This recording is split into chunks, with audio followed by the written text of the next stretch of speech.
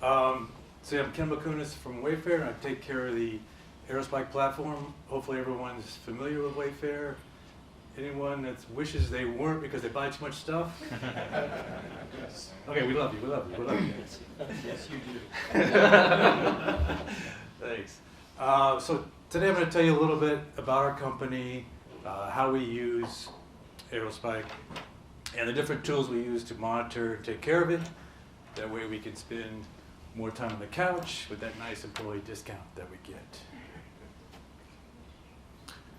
Some of you might know the amount of people that we have at Wayfair. 18,000 employees, 3,000 engineers right down the street, about half of them. Work on 3D modeling, VR, app development, data scientists, a lot going on.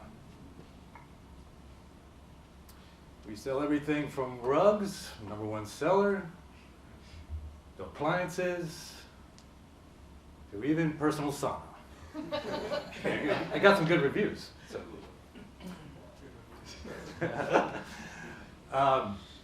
One of the main uses is our ad tech. We have our own ad tech platform that we have on Aerospike. We send out 41 billion messages a year. Ad impressions. So when you visit the Wayfair site, take a look at different products, leave the site, we have to decide in a split milliseconds whether you're worth it to display an ad. So if you looked at a dining room table, we might display an ad to you. If you look at something lesser like a garden gnome or something, we might not display an ad for you. So we rely heavily on Aerospike for our ad tech platform. Different use cases that we use it for, customer identity, so tracking everything that you had in the cart, purchased. We pull in third-party information from, let's say, the trade desk, from other places that you've been. Device mapping, when you visit the site on your phone or your computer. And then we also do customer scoring, so other applications can determine, are you in the market for that sofa? Should we send you out an email, or should we display more sofas when you come back to the site? Track all the pages viewed. We do recommendations based on various factors, what you viewed before, what other people have viewed, different hot products that are coming up, or even geo-targeting as far as what are the products that you might get in a week as opposed to something that might take 6 months. We have our sponsored products, which suppliers are allowed to bid on their different products to have their products higher in the search results.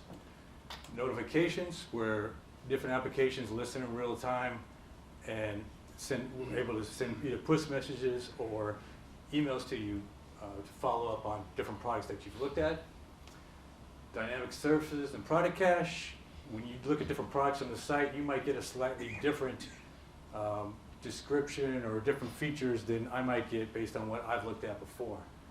We also use it for the site search, so all the product pricing, and then fulfillment to determine shipping, not just at the end, but also all through the customer journey as far as when you did your search, when you look at the product detail page, when you add to your cart, tracking all the shipping for that. So as you can see, a lot of important things rely on Aerospike.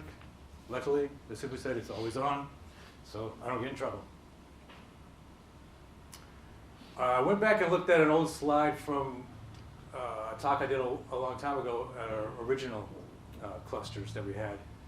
And it looks so small, it's almost looks like a dev environment, so small. But we had 2 on-prem data centers there, Boston and Seattle, where we had our physical servers. And then as we started to move to the Google Cloud, we set up XDR, moved over about 60 billion records from on-prem to the cloud, no problem at all.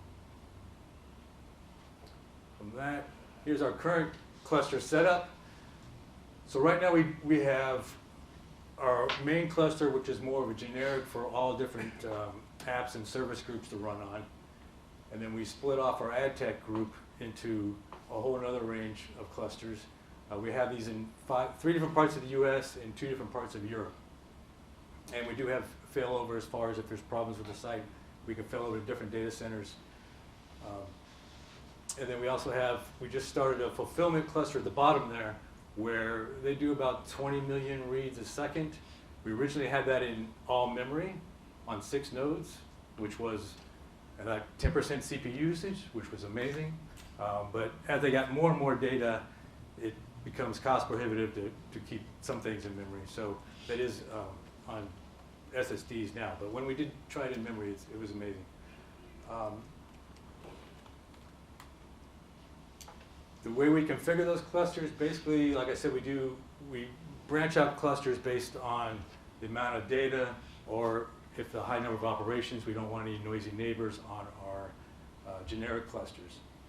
Then within those clusters, the namespaces are based on the amount of data also, or the use case, or to easily categorize a different large number of sets, and then also for reportings, because since you can't do reporting on sets yet, but I hear it's coming up, most of our reporting is basically at the namespace level as far as reads, writes, and size. And then each region within Google is divided into 2 zones, which we use the Aerospike rack ID. In case the zone goes down, we can still operate. We do have security in all of our clusters, and each application uses its own application ID. We started using compression, and we get really good 73%. We used to run out of disk space first and have to expand the cluster. Now it's a long time before we do that and actually run out of memory first. We're in the process, since CentOS 8 is going away, we're in the process of converting all of our clusters over to Rocky Linux, which, since you have to destroy the disk for Aerospike 6, it's also a good time we thought, to try and update the OS also. We use just about every single Aerospike client. We also developed our own wrap around the C# client, Aerosharp, so you can check that out on GitHub.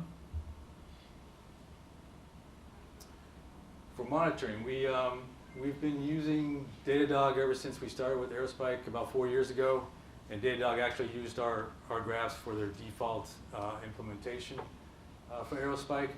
So this gives us all the data we need from a system or system admin standpoint, as far as reads and writes, sizes, what's going on. You can see there might be some hotkeys going on there on the system load. And then we also have monitors on every one of these, as far as if a certain level, if it reaches a certain threshold, we receive a Slack message and an email. Or it's based on size, CPU usage, or further down the chart we have tracking for latency and XDR queue.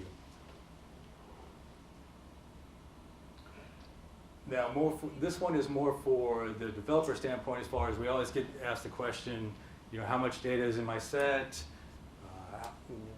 Has my set grown at all? So forth. So we built this dashboard for developers to more figure out what their sets are, what the data is in them, how they've grown. And at the top, they can select different data centers and different namespaces, or the name of their sets. Even further down, we have an estimate on how much their data is costing them in the Google Cloud. So we have calculations to figure out, do you really want to store all that or not? It might cost you this much per month in the Google Cloud. And a new thing we did with the last version of Aerospike, now that they have user quotas and reporting on user connections, reads, and writes, the bad thing is that you can't import that into Datadog just yet. So we have a script running that queries ASDM every 10 seconds, injects it into the Datadog agent, and then sends it to our graphs. So if you mouse over any of these little lines, you can see the individual user, and that's helped us troubleshoot a lot of different issues, as far as who's doing all these writes. We wouldn't know before because it was only based on namespace. So now we can pinpoint to the user who's doing all the activity. Also, moving from on-prem to the cloud, we were able to measure the connections on on-prem and see what users exactly are taking too long and haven't moved over to the cloud yet, and then we can contact them to move their data and application. Some tools we use for our infrastructure, as far as Terraform builds all of our GCP instances. This way, all we have to do is either do increment 5 nodes in each GCP, so forth. If we want to create a new cluster, we just copy over the different Terraform files, run it through, automatically creates all the instances within GCP. Same thing with Puppet for the configuration. We store all our configuration in there. We do a lot of dynamic changes, obviously, but then we also change it in Puppet. It runs every 15 minutes, updates the configuration file.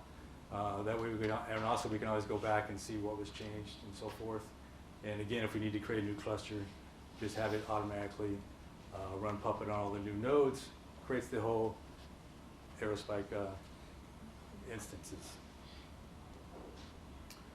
For each of the seed nodes and for XDR, we use console. So there's a console agent running on each instance that contacts console and says, hey, I'm alive, I'm available. So then whenever we call the console address, it returns the IP address of any live node in the cluster. That way we don't have to hard code any nodes. That way we can destroy any nodes or create any new nodes and not have to change any configuration files for the heartbeats or for the XDR.